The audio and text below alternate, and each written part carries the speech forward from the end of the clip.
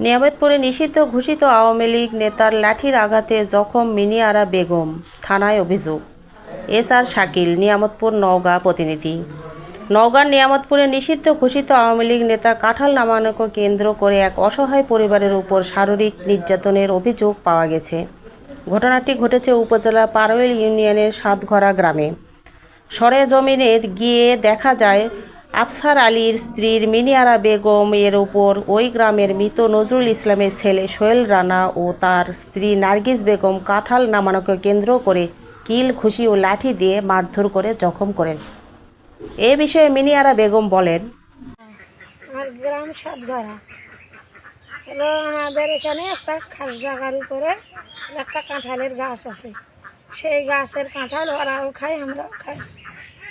কাঁঠাল একটা আমার বেটার বয়ে নামায় ধরো তরকারি খাওয়ার কেনে নামাইছে, তার কেনে হলো শুয়েল এসে গাইল গালাস করে এসে রাবিয়া আর নার্গিস আর শুয়েল এসে আমার মার পিট করেছে।